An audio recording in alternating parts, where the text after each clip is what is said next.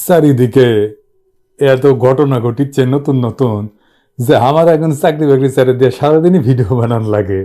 কিন্তু হচ্ছে কি মানে সারা দুনিয়ায় সুন্দরী করে সৌন্দর্য বহুগুণে বাড়ায় দেওয়ার কাজটাও তো করি। সুন্দরী নারীদেরকে এভাবে ছেড়ে দেওয়া ঠিক হবে? আমার ক্ষুদ্র ভ্রাতারা কি কয়। তাই ঠিক করেছি মেলা বিষয় নিয়ে একসাথেও কিছু কিছু বলবো। তো আজকের এপিসোডটা সেই রকমই একটা এপিসোড, অনেকগুলো বিষয় থেকে একটু একটু করে জিনিস নিয়ে আজকের এপিসোডটা সাজানো হয়েছে। আগে আসেন আমার আগের ভিডিওর ওই ওয়াকারের নিয়ে কিছু ভিডিওর কিছু সমালোচনা আসছে, ওইটার জবাব দিই। আসেন শুরু করা যাক। অনেকে কইতেছেন যে ওয়াকার সাহেব এই গণ অভ্যুত্থানের মহানায়ক। খুরে বাবা ভাইজান আসতে বলেন, ঘোড়ায় হাসবো। রক্ত দিল, জীবন দিল ছাত্র জনতা, রাস্তায় রাজপথে লড়াই করলো ছাত্র জনতা। এই লড়াই আজকে না, গত 15 বছর ধরে চলতেছে। যে ছাত্র জনতা জীবন দিচ্ছে ওই জীবন নামায় উনার কমান্ডে থাকা সেনাবাহিনীর গুলিতে নিহতরাও আছে। আমরা কই না ভদ্রতা কইরা। আর মহানায়ক উনি একবার শুনি মাস্টার মাইন্ড, এখন আবার আইসি যে মহানায়ক। ওরে বাবা, হাসিনাক রক্ষার শেষ চেষ্টা ওয়াকার সাহেব করছে না? দেখেন কি বলছে শেরপুরে সেনা ক্যাম্প পরিদর্শন শেষে। হাসিনা নাকি সেনাবাহিনীর কাছে সন্তুষ্ট, দেখেন নিজেই করছে। এ সময় পরিস্থিতি নিয়ন্ত্রণে আনতে তিনি সেনাবাহিনীর ভূমিকার প্রশংসা করেন। প্রধানমন্ত্রীও সেনাবাহিনীর ভূমিকায় সন্তুষ্ট বলে জানান তিনি। ইয়া যেভাবে 1971 রাজাকারদের সাথে হাত মিলাইতো না, সেভাবে হাত মিলাইতেছে। পাশে দেখেন পেঙ্গুইন কোট পরা, পাশে দেখেন বক্তৃতা দেওয়ার সময় রয়ের অ্যাসেট মুজিব দাঁড়ায় আছে। সেনাপ্রধান কিছুই করে নাই। সে পারলে হাসিনাকে ক্ষমতায় রাখতো, পারে নাই। কেন পারে নাই? পারে নাই জুনিয়র অফিসার আর সৈনিকদের কারণে। ব্যাপক সংখ্যক জুনিয়র অফিসার এবং সকল সৈনিক গুলি চালাইতে চায় নাই। এই জন্যই ওয়াকার লাইন আসিছে, এই ক্রেডিট সৈনিক আর জুনিয়র অফিসারদের। যার যেটা ক্রেডিট তারে সেটা দেন, যে ক্রেডিটের যোগ্য না তারে সেটা দিয়েন না। একটা জিনিস কয়ে রাখি, বাংলাদেশের সেনাবাহিনীর সৈনিক, সকল সৈনিক এবং জুনিয়র অফিসাররা সবসময় প্রো পিপল। এই ইকুয়েশনটা মাথায় রেখে তারা সবসময় জনতার আকাঙ্ক্ষার পাশাপাশি থাকবে। সমস্যা সিনিয়র অফিসার জেনারেল গেরে নিয়ে। আমি প্রথম থেকে কয়ে আসতেছি প্রফেসর ইউনূসের দুইটা বিপদ, এক সুপ্পু আর একটা বিপদ ওয়াকার। ওয়াকার নিজেই একটা ক্ষমতা কেন্দ্র হইয়া উঠতেছে, এটা বিপদ, এটা রাষ্ট্রের জন্য বিপদ। এই জিনিসটা যদি না বুঝতে পারেন রাজনীতি নিয়ে আপনার মাথা ঘামানোর দরকার নেই। রাষ্ট্রে ক্ষমতা কেন্দ্র একটা থাকে, একটা। সে পাল্টা ক্ষমতা কেন্দ্র তৈরি করতেছে যেহেতু তার আন্ডারে ট্রুপস আছে। আমি ওয়াকারের ওই বিকল্প ক্ষমতা কেন্দ্র ভাঙ্গা দিব। আমি চাই সে প্রফেসর ইউনূসের পূর্ণ কমান্ড মাইনা কাজ করুক। সুপ্পু বিদায় নিবে, ওকে বিদায় নিতেই হবে। অনেকেই দাবি তুলিচ্ছে, ছাত্ররাই দাবি তুলিচ্ছে, আমি তো অনেক আগেই কইছি। কিন্তু ওয়াকারের উপরে প্রফেসর ইউনূসের পূর্ণ কমান্ডের জন্য কেউ কাজ করিচ্ছে না, এই বান্দা ছাড়া। এবার বুঝছেন তো, যারা কইতেছে আমি প্রফেসর ইউনূসের সরকারকে বিপদে ফেলার চেষ্টা করতেছি, তাদের মাথায় যে উন্নত মাদের মোদির সাপ্লাই দেওয়া গোবর আছে, এটা বুঝতে পারছেন তো? আমি প্রফেসর ইউনূসের সরকারের ক্রিটিক করব। এটা আমি উনি যেদিন শপথ নিছে সেই দিনই বলছি। আমি না ধমকাইলে ওনার উপদেষ্টারা কি অগ্নিমূর্তি ধারণ করতেন দেখেন। হাত ভাঙ্গাভাঙ্গির কথা কইছে না, কইছে না আমরা ইমোশনাল কথা বলি, কইছে না প্রবাসী বাংলাদেশিদের ইলিশ দেয় না। আর কলকাতায় ইলিশ পাঠানোর জন্য সুন্দরী কোটায় ওই উপদেষ্টা হওয়া রেজওয়ানা দেওয়ানা হয়ে গেছে, দেখেন নাই?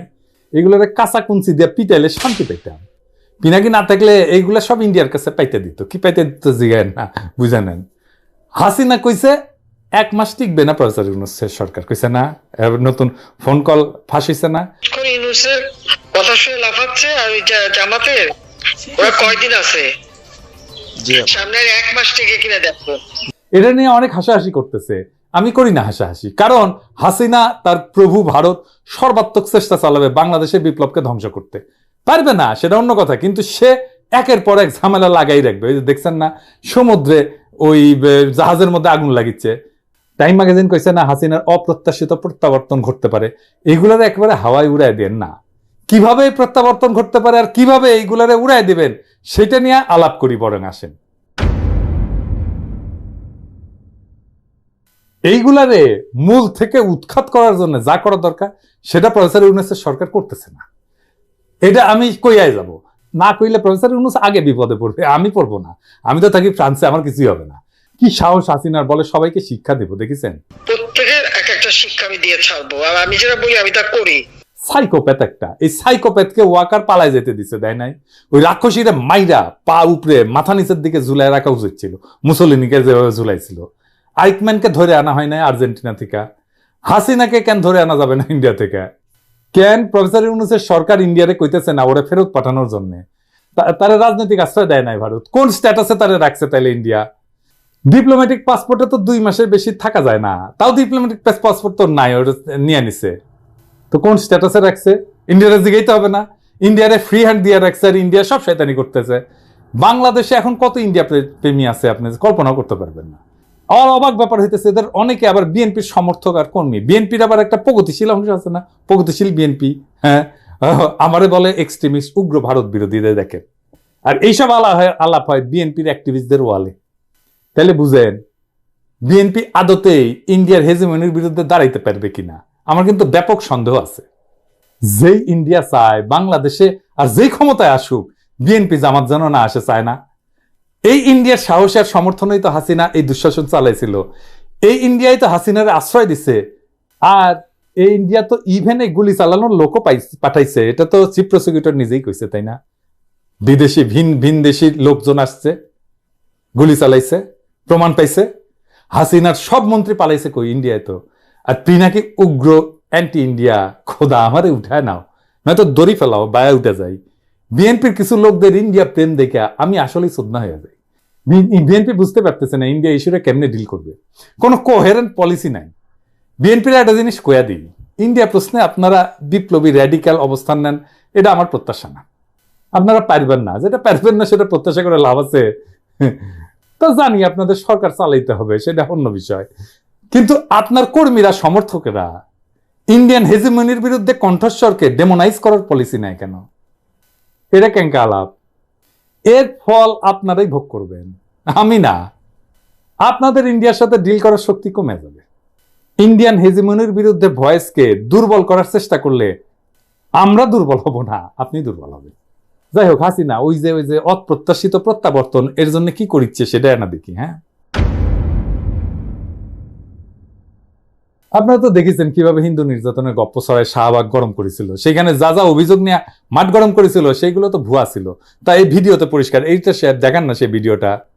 আমার কলিগের বাড়িঘর পুড়িয়ে দিয়েছে, 40 বছরের সংসার তছনছ করে দিছে। থানা আমার মেহেরপুর অ্যাড্রেস আমি আপনাকে এখন দিতে পারছি না, আপনি চাইলে আমি এমনি সব দিতে পারবো, কোনো সমস্যা নাই।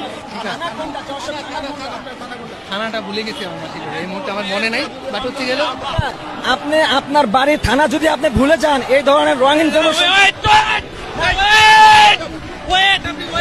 ঠিক আছে, আমাকে যেতে হবে তো ওই জায়গায়, আমাকে যেতে হবে তো। দেখেছেন কি মিছা কথা করছে? হিন্দু সেজে আওয়ামী গুন্ডারাই মিছিলে যোগ দিচ্ছে, দেখেছেন? এই যে দেখেন। আবার দেখেন বাচ্চাদের দিয়ে মিছা স্টেটমেন্ট দেওয়া হয়েছে। আবার বাপ কয় যে ভুল করেছে আমার পোলা। সমস্যা যা হওয়ার সেটা হয়েছে। এই যে দেখেন ফরহাদ জয়, মিরপুর 1-এর আওয়ামী লীগের গুন্ডা, অনেক ছাত্রদের ধরে ধরে পুলিশের কাছে দিছে, পিটাইছে, এমনকি হত্যাও করছে এবং হত্যায় সহায়তা করছে। এখন সে হিন্দু সেজে বিক্ষোভ করিচ্ছে, দেখেছেন? শাহবাগে হিন্দু সম্প্রদায়ের উপরে হিন্দু হওয়ার কারণে কোনো হামলা হয় নাই, একটাও প্রমাণ করতে পারবেন না। যারা হাসিনার দল করতো তাদের উপরে জনতা আক্রমণ করছে, এটা হিন্দু মুসলমান নির্বিশেষে। হিন্দু আওয়ামী লীগেরও পিটন খেয়েছে, মুসলমান আওয়ামী লীগেরও পিটন খেয়েছে। আওয়ামী লীগ হইয়া গুন্ডামি করবেন, পাল্টা মাইর খেললে বলবেন আমি হিন্দু, এটা তো চলবে না রে ভাই। এই শয়তানি আর কতদিন? দুর্গাপূজার প্রতিমা ভাঙা হইতেছে অনেক জায়গায়, কিশোরগঞ্জ, বাকেরগঞ্জ, আপনারা সার্চ দিলে পাবেন। আমি অনেক রিপোর্ট দেখলাম। আমি হিন্দু সম্প্রদায়কে একটা কথা বলি, আপনারা প্রতিমা বানাইতেছেন, উৎসব করবেন, আপনারা প্রতিমা পাহারা দেন না কেন? আপনারা ফেলায় চলে যান কেন? রাতে পাহারা দিতে আসলে 3টার সময় ঘুমায় যান কেন? আর ওই সময় এসে ভেঙে যায়। এমন না যে আপনাদের তারাই দিয়া মন্দির থেকে ওই সবার সামনে ভাঙতেছে, তা তো না। লুকায় লুকায় থাকতেছে, লুকায় লুকায় ভাঙতেছে। আপনারা যখন অসতর্ক তখন এসে ভাঙতেছে। তার মানে আপনারা কখন অসতর্ক সেটার খোঁজ রাখতেছে তারা, বুঝছেন তো? ওদের ইন্টেলিজেন্স আছে। যেই দেশে ব্রিগেডিয়ার জেনারেল আর্মির পোশাক পরে ডাকাতি করে, ওই দেশে সতর্কতা লাগে, একটু বেশি সতর্কতা লাগে। আর দেশে তো এখন একটা অস্বাভাবিক পরিস্থিতি বিরাজ করতেছে, তাই না? পুলিশ নাই, একটা সরকার পরিবর্তন হয়েছে, এটা বিপ্লব হয়েছে, এতগুলো মানুষ মারা গেছে, মানুষের মনে ট্রমা, কোথাও কোনো ল অ্যান্ড অর্ডার নাই, সরকার গুছায় বসতে সময় লাগতেছে। আপনারা যে অরক্ষিত রাখতেছেন, প্রতিমাকে, এর দায় কার? ইন্ডিয়া তো দেখাইতে চায় বাংলাদেশে হিন্দুরা নিরাপদে পূজা করতে পারে না। দেখেন ইন্ডিয়া মিডিয়া কি বলা হইতেছে, হিন্দুরা শঙ্কার মধ্যে পূজা করতেছে। আবার দেখেন ভারতের আলো, মানে প্রথম আলো কি চাপাইতেছে দেখেছেন? প্রথম আলো, মতি ভাই আপনার কলে খবর আছে। মতি ভাই আপনি তো বুঝিচ্ছেন না, বুঝছেন? আপনি ইন্ডিয়ান এজেন্ডা চালাই যাচ্ছেন, যতই করি নিষেধ করি ততই আপনি চালাই যাচ্ছেন, ছাড়িচ্ছেন না, তাই না? প্রথম আলো কলে আলো দিয়া আরো আলো করে দেওয়া হবে, বুঝছাও মতি ভাই? বেশি আলো দেওয়া হবে কিন্তু, প্রথম আলো বেশি আলো দেওয়া হবে কিন্তু। মশাল মিছিল নিয়ে যায়, যদি ঠাসি না খান এখনো। এইগুলো কারা ভাঙিচ্ছে? এগুলো এজেন্সি ভাঙিচ্ছে। আমি সে আলাপে আসতেছি, কিন্তু হিন্দু সম্প্রদায়কে কইতেছি আপনারা স্বাভাবিক নিরাপত্তার ব্যবস্থা করবেন, কোনো আলাদা কিছু করতে হবে না। এজেন্সি নাশকতার চেষ্টা করতে পারে, এই সম্ভাবনা আছে। সেনাবাহিনী সতর্ক থাকলে কিছু হবে না। আর একটা বিশেষ সময়ে, যেই সময় ভিন্ন একটা দেশ, সেই দেশের মদতপৃষ্ট পতিত ক্রিমিনাল রাজনৈতিক দল আর সেই দলের রেখা যাওয়া দুর্বৃত্ত গোয়েন্দা সংস্থার শয়তানি চেষ্টা থাকবে, সেই শয়তানি চেষ্টা রুখে দেওয়া সম্ভব। তখনই সম্ভব যখন আপনি আপনার শত্রুকে ঠিক মতো চিনতে পারবেন। যখন আপনি চিনবেন আওয়ামী লীগের ভারত আপনার প্রকৃত শত্রু, যারা আপনাদেরকে দাবার ঘুঁটি হিসেবে ব্যবহার করে, সেই দিনই আপনি মুক্তি পাইবেন, সেই দিনই আপনি নিরাপদ হইবেন, সেদিনই আপনি নিরাপত্তা পাইবেন। এটা বুঝছেন? এবার আসেন কালো পতাকা নিয়ে আলাপ করি। এখন দেখেন আর একটা মজার জিনিস দেখাই। এই যে এপোলা হিন্দুত্ববাদের পতাকা নিয়ে খুব জোশ করিচ্ছে, সবাই রে পতাকা নিয়ে অ্যাসপায়ার করছে শহীদ মিনারে, আর নিজেই এই কলেমার পতাকা দেখা সে আবার নিজেই করছে যে এটা আবার কি, এটা কি বাংলাদেশের পতাকা? তাহলে এই ভালসুন, এটা কি বাংলাদেশের পতাকা তুই যে নিয়ে আসু? হ্যাঁ, দেখেছেন তো কি অবস্থা? নিজের বেলায় আটি সাটি, পরের বেলায় সিমটি কাটি। আপনারা দেখেছেন যে কলমা খচিত পতাকা নিয়ে মিছিল হইতেছে, আমি ছবি টবি দেখাইতেছি না। অনেকে কইতেছেন যে আইএস বা আল কায়দার পতাকা। কথা হইতেছে কলমা লেখা পতাকা নিয়ে একজন মুসলমান অবশ্যই মিছিল করতে পারে, এটা তার রাজনৈতিক এবং ধর্মীয় অধিকার। কিন্তু যা হইতেছে তা হচ্ছে এই পতাকাকেও ছাত্রদের তুলে দিতেছে, অর্গানিক না কিন্তু অনেক ক্ষেত্রেই। কারা? প্রাথমিক তদন্তে জানা গেছে যে ছাত্রলীগের অনেক প্রোফাইল কলেমা প্রোফাইল হইয়া গেছে, এরাই এই কাজের পিছে জড়িত। দেখেন ছাত্রলীগ ভাইরাল হইয়া গেল, মসজিদে গিয়ে মুসল্লিদের পিটানো, আবার মুসল্লিদের দাড়ি টেনে সেরার পরে এরা পথে আসিছে। আলহামদুলিল্লাহ ছাত্রলীগের এই কাজের পরে দেখেন ব্লুমবার্গে কি কইতেছে, বাংলাদেশে ইসলাম পন্থার উত্থান হইতেছে। খেলাটা বুঝতেছেন? আমারে হেফাজতের নেতা একটা মেসেজ পাঠাইছেন, কয়ে রাখি এই নেতা ফ্যাসি বিরোধী লড়াইয়ে ঝুঁকি নিয়ে দারুণ ভূমিকা রাখছেন। মাদ্রাসা ছাত্রদের অংশ নেওয়ার ক্ষেত্রে ওনার ভূমিকা ছিল খুব ক্রুশিয়াল। আমি কইলাম না, চিনে ফেলবেন, একজন খুবই সম্মানিত আলেম। উনি আমারে লিখছেন, আমি হুবহু পড়তেছি। প্রফেসর ইউনূসের এটাকে শোনাবেন কেউ? হাসিনার জামানায় আলেমদের নিয়ন্ত্রণ করতে এনএসআই এর যারা যেসব আলেমদের সাথে সংযোগ স্থাপন করেছিল, সেই অফিসাররাই এখন সেসব আলেমদের শক্তি সঞ্চয় করতে উৎসাহ যোগাচ্ছে। তারা বলতে চাচ্ছে এখনই সুযোগ আপনাদের দাবি আদায় করে নেওয়ার। আপনারা মাঠে দাবি তুলুন, আমরা সরাসরি শীর্ষস্তরে পৌঁছায় দেব এবং আপনাদের পক্ষে কাজ করব।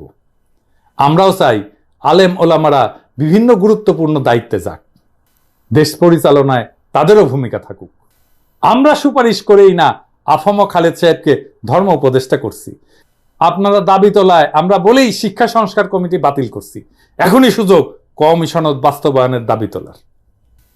তো উনি আমার রিকোয়েস্ট করে কইতেছেন যে অনেক ক্ষতি হয়ে যাওয়ার আগে এসব বিষয়ে সতর্ক করে সাধারণ ধার্মিকদের সচেতন করতে সহনশীল এবং যৌক্তিক ভাষায় লিখুন এবং বলেন। উনি আরো বলতেছেন যে ইসলামী অঙ্গনের বড় অংশ কিন্তু উগ্রবাদের বিপক্ষে এবং শান্তিকামী। বর্তমান তৎপরতার বিপদটা আপনি নজরে আনলে অনেকেই সচেতন হবেন এবং অনেকেই সচেতন করতে উদ্যোগী হইতে সাহস পাবেন। প্রফেসর ইউনূসকে পরামর্শ দিয়ে লেখা যায় কিনা যে হাসিনার সাজানো গোয়েন্দা সংস্থাগুলোর শুধু ডিজি পরিবর্তন করলেই হবে না, বরং এনএসআই এবং এর রাজনৈতিক শাখা এবং স্পেশাল অ্যাফেয়ার্সের বিভাগের উপর থেকে নিচ পর্যন্ত সকল অফিসার এবং সদস্যদেরকে বদলাইতে হবে। যতগুলো জায়গায় উগ্রবাদের ইশারা দেখতেছেন, এটা করতেছে এনএসআই। এনএসআই মানেই কলে র। আমি ফ্রান্সে বসে এই খবর পাই, আর ঢাকায় বসে স্বরাষ্ট্র উপদেষ্টায় খবর পায় না, উপদেষ্টা মন্ডলী খবর পায় না। ফাইনালি আর একটা বিষয় নিয়ে আলাপ করি, কিভাবে হিন্দু কাঠ খেলা শয়তানি করা হইতেছে। আমি আমার দর্শকদের কাছে একটু মাপ চাই নিতেছি। একটা ঘটনার বিস্তারিত বলতে হবে, আপনার মনে হতে পারে ক্ষুদ্র ঘটনা, কিন্তু এটা এক্সাম্পল হিসেবে বলা ভালো, কারণ আমি এটা নিয়ে ইনভেস্টিগেট করছি। কারণ এই ঘটনা যখন আমি দেখছি নিউজ হিসাবে, আমাকে খুবই তাড়িত করছে যে বাংলাদেশে একজন হিন্দু মানুষকে মালাউনের বাচ্চা বলে গালি দিবে, এটা আমাকে তাড়িত করছে। সেই জন্যই আমি এই ঘটনার ইন ডেপথ আমি দেখছি, এবং দেখা যেটা বের করে আনছি সেটা আপনাদেরকে আমি একটু বলতে চাই। তাহলে বুঝবেন যে কিভাবে এই সমস্ত ঘটনাগুলো যেগুলো প্রচারিত হয় তার অধিকাংশই কেমন মিথ্যা। আমি তো সব করতে পারি না, কিন্তু আপনাদেরকে একটা এক্সাম্পল দিয়ে দেখাই দিই কিভাবে এইখানে একটা লোক ভিকটিম কার্ড এবং সংখ্যালঘু কার্ড খেলায়, সে আসলে যে ভিকটিম তাকেই সে বিপদে ফেলছে। এটা একটু শুনেন মন দিয়া। আমি একটু সময় নেব আপনাদের, কিন্তু এটা শোনাটা আপনাদের জন্য খুবই জরুরি। যাতা করে গালাগালি পারে মালায়নের বাচ্চা কয়া, হ্যাঁ আজকেও গালাগালি পারছে। কত বড় সাহস, মালায়নের বাচ্চা হইয়া এখনো বসে রয়েছে। জায়গার মালিক 5 ভাই 2 বোন, মানে এক ভাই মারা গেছে, তার ওয়াই পাইছে, সব জায়গা দখল করতে চাইতেছে। চুক্তি যে নাকি মারা গেছে তার সাথেই চুক্তি ছিল। বাকি 4 ভাইয়ের সাথে কথা হয়েছে, ছোট ভাইয়ের সাথে, সে দেখাশোনা বলছে যে এই ভাড়া আমরা আপনার ভাড়ার সাথে সমন্বয় করব। তো বললাম যে আপনার তো এইরকম হয়েছে, যে ভাই মারা গেছে ওনার ওয়াইফ আমাদের সাথে আইসা পদকট করতেছে, সে বলে আপনারা থানায় এবং আর্মিকে জানাই দেন। মালিক তো 5 জন, এখন ভাড়া দিব কাকে? এই কথাই আমরা ওনাকে বলি যে আপনারা তো 5 জন মালিক, আপনারা বসেন, যার সাব্যস্ত হয় তাকে ভাড়া দিব। 17-18 মাস হয়ে গেছে, এই ভাড়ার টাকা আমাদের দেন। পার মাসে ভাড়া 40,000 টাকা ডিডে লেখা, কিন্তু ভাড়া আরো বেশি। এই নিউজটা আপনারা দেখেছেন, আমি করে দেখেছি, একবার না বেশ কয়েকবার। আর বোঝার চেষ্টা করেছি যে সাংবাদিক সাহেব কি বোঝাবার চাইছেন, আপনারা কি বুঝেছেন। আমি কিন্তু বরাবরই বুঝে ফেলেছি, সাংবাদিক সাহেব বুঝাতে চাইছেন যে ভাড়াটিয়া সুনীল বাবুকে মালিক পক্ষের গুন্ডারা আসিয়া মালায়নের বাচ্চা বলিয়া গালি দিচ্ছেন, এবং সেই সাথে এখনো দোকান সারেস নাই বলিয়া হুমকি দিচ্ছে, তাই না? এটা করলে সরাই ফেলছে চ্যানেল আই, কিন্তু এই ভিডিওটা ছিল। তো এটা তো মহা একটা অন্যায় কাজ, এটা তো বলার অপেক্ষা রাখে না, তাই না? কিন্তু ওই রিপোর্টে কি আপনারা শুনেছেন যে মালিক পক্ষের সন্ত্রাসী ছাত্ররা নিজের মুখেই কথা বলিছে? আমি কিন্তু শুনি নাই, ভিডিও দেখেছিলাম। ভিডিও প্রতিবেদনটা সিনচারবার লারেসারা দেখেও আমি বুঝলাম না এই কথাটা কে বলতেছেন। ভাড়াটিয়া সুনীল বাবু নিজের মুখেই অভিযোগ করতেছেন। যাতা করে গালাগালি পারে মালায়নের বাচ্চা কয়া, হ্যাঁ আজকেও গালাগালি পারছে। কত বড় সাহস, মালায়নের বাচ্চা হইয়া এখনো বসে রয়েছে। পুরাই মেরে ফেলাই দেবো, একবারে ঘাট ধরে বাইকের দেবো মালায়নের বাচ্চা। তো এই অভিযোগটা সত্য হইতে পারে, নাও হইতে পারে, কিন্তু এটা কইছে, এটা আমি ঘুটায় ঘাটায় দেখছি, যেহেতু কইছে মালায়নের বাচ্চা কইছে, এখনো দরকার ছাড়িস না, সেজন্য আমি আরো ঘুটায় ঘুটায় দেখেছি যে এটা আসলে কি। তো যাই হোক, এটা একটু ভুলে থাকি, একটা অন্য বিষয় দেখি, তাইলে বুঝতে পারবো। সুনীল বাবু আরো কিছু কথা কইছেন, আসেন সেগুলো শুনি। সুনীল বাবু নিজেই স্বীকার করছেন যে 18 মাস ধরে তিনি ভাড়া প্রদান করতেছেন না। কেন? কারণ হিসাবে উনি বলতেছিলেন যে জায়গার মালিক নাকি 3-4 জন, মালিকের 3 ভাই 2 বোন, মালিকের বউ ভাড়ার জন্য টাকাটা দেয়, ফলে উনি ঠিক বুঝে উঠতে পারতেছেন না যে কাকে ভাড়া দেওয়া উচিত। খুবই চমৎকার কথা, সুন্দর কথা। তো সঙ্গত কারণে 2খান প্রশ্ন এসে পড়ে। সুনীল বাবু শুনেন, আপনি 18 মাস আগে ভাড়া কাকে দিতেন? আর 2 নাম্বার হইতেছে, কার সাথে চুক্তি করিয়া দোকানটা ভাড়া নিছিলেন? দোকান তো কারোর সাথে চুক্তি করে ভাড়া নিছিলেন, তাই না? 2 প্রশ্নের কোনটাই কিন্তু চ্যানেল আয়ের সাংবাদিক সাহেব করেন নাই, কিন্তু রিপোর্ট করিয়া দিচ্ছেন, যেহেতু মালায়ন শব্দটা আছে। কেন করেন নাই সাংবাদিক সাহেব? ওই প্রশ্নের জবাব না দিলেও আমরা জানি আর কি। এইরকম অনেক গুরুত্বপূর্ণ প্রশ্ন তিনি করেন নাই, কিন্তু আমি প্রশ্ন করে জানিছি। শুধু তাই না, অভিযুক্ত কারো কথাই তিনি শোনেন নাই, কেবল সুনীল বাবুর কথা শুনা বাজারে একটা সাম্প্রতিক ধর্মীয় উস্কানিমূলক ভিডিও ছাইরা দিছে চ্যানেলায়। যাই হোক, কারণ পাবলিক এগুলো খায় খুব, তারপরে ইন্ডিয়াও খায় এগুলো, তা খায়, আমাদের খাওয়ানো অত সহজ হবে না। তো আমি এই সমস্ত ঘুটায় যে খবর পাইছি সেটা হইতেছে, সুনীল বাবুর কাছে একখানা চুক্তিপত্র আছে আগামী 2028 সাল পর্যন্ত। উনি মা জননী রেস্টুরেন্টের দোকানখানা ভাড়া লইয়াছেন। কার কাছ থেকে? মরহুম মনিরুল ইসলাম ময়না সাহেবের কাছ থেকে। যদিও ময়না সাহেবের স্বাক্ষরের সাথে চুক্তিনামার স্বাক্ষরের মিল খুঁজে পাওয়া কষ্টকর, এটা তার আসল স্বাক্ষর। দেখে আপনারা মিলানোর চেষ্টা করেন, পারেন কিনা। না পারলে সমস্যা নাই, অন্তত একটা প্রশ্নের উত্তর মিললো যে এই দোকানের মালিক হইলেন মরহুম মনিরুল ইসলাম ময়না সাহেব, তাই তো? ঠিক তো? বেশ, তাইলে সুনীল বাবুর মতে মালিকের 2 ভাই আর 2 বোনও আছে, সেই সাথে মালিকের বউ আছে, বাচ্চা আছে, সে কথা বলার মনে হয় ফুরসত পান নাই সুনীল সাহেব। খুব ভালো। তাহলে সুনীল বাবু, আপনি যে জটিল সমস্যায় পড়েছেন ভাড়া কাকে দিবেন, তা লইয়া আমরা কিন্তু সমাধান পাই গেছি। আপনি পাইলেন না খুঁজে। মরহুম ময়না সাহেবের যদি স্ত্রী পুত্র থাইকা থাকে ওয়ারিশ হিসাবে, তাহলে আপনি ভাড়া দেওয়ার জন্য ভাই বোন খোঁজেন কেন? হ্যাঁ, ঘটনা কি আপনার? আপনি তো ভাড়াটা দিবেন না, টাকাটা মেরে দিবেন, ভাড়া দেওয়ার মতলব নাই। তো এই সমস্ত উল্টা পাল্টা কথা বলেন কেন? আপনি তো নিজের বাসা ভাড়াটাও দেন না, ওই মালিকেরই আর একটা ফ্ল্যাট দখল করে বছরের পর বছর স্ত্রী পুত্র কন্যা পরিজন নিয়ে বেশ আমোদেই আছেন, তো ভাড়া দেন না কেন? নাকি ময়না সাহেব মারা যায় তার স্ত্রী পুত্র আপনার মালিক বলে মনে হয় না? সেটা আপনার মালিক মনে না হয় স্বাভাবিক, কারণ মনে হইলে তো ভাড়া দিতে হবে, প্যাকেট টাকা যাবে, তাই না? ভাড়া দিলেই তো কেউ আপনার মালন বলে গালি দিতে আসিবে না। আর আপনিও সাংবাদিক ডেকে সত্য মিথ্যা নিউজ করে মালিক পক্ষকে ভাড়া চাইবার মতো গড়িত কাজ হইতে বিরত রাখতে পারবেন না, তাই না? উল্টা মালিক পক্ষের বিরুদ্ধে মামলা করে হয়রানি করতে থাকবেন, যেন তারা দৌড়ের উপরে থাকে, আর বলিবেন ভাড়া চাহিরা লজ্জা দিস না, দিলাম সংখ্যালঘু একটা ভিকটিম কার্ড খেলে। তো সুনীল বাবু এটা খেলতেই পারে, তিনি সংখ্যালঘু, ভাড়া দিতে কষ্ট, তার কন্যাও তো সংখ্যালঘু, কেন বাবাকে ভাড়া দেওয়ার কষ্ট দিতে হবে? সে না হয় নাই করতে দিল, কিন্তু সেনেলাই বাবু আপনারা এটা দেখবেন না? আপনারা কেন অভিযুক্ত কারো বক্তব্য না নিয়ে প্রতিবেদন বাজারে ছাড়লেন? সাংবাদিকতার একটা নীতিমালা আছে না, সেটা ভুলে গেছেন? চ্যানেলাই নিউজটা সরাইছে, কিন্তু এই ছেলেগুলার জীবন যে দুর্বিষহ হয়ে গেছে, সবাই তাদের দুষতেছে যে মালাউন বেলে গালি দিতেছে, সেই কাজ তারা তো করে নাই। আমি কথা কইছি, ওদের সাথে ওরা করে নাই।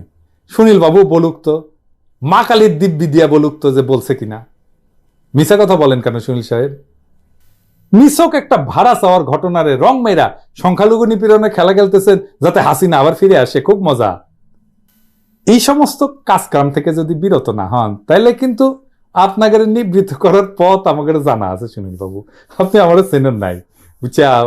আপনার চেয়ে আমি ডাবল যাওরা, আপনার চেয়ে আমি 1000 গুণ বেশি যাওরামি জানি। যাওরামি করবেন না, টাকা দিয়ে দিবেন, ভাড়ার টাকা দিয়ে দিবেন। যার সাথে আপনার চুক্তি হয়েছে সেই মালিকের পরিবারকে দিবেন, তার স্ত্রীকে দিবেন, তার পুত্র কন্যাকে দিবেন, ফয়সালা করে নেবেন বাড়িওয়ালার সাথে, বাড়ি ভাড়া আপসে দিয়ে দিবেন। এটা ন্যায্য বা ইনসাফ।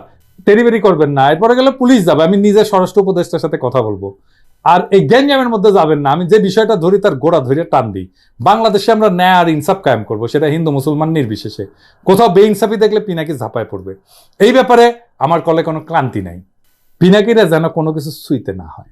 জানেন তো, বাঘে চুলে 18 ঘা, ঠোলায় চুলে 36 ঘা, আর পিনাকি চুলে জয় বাংলা।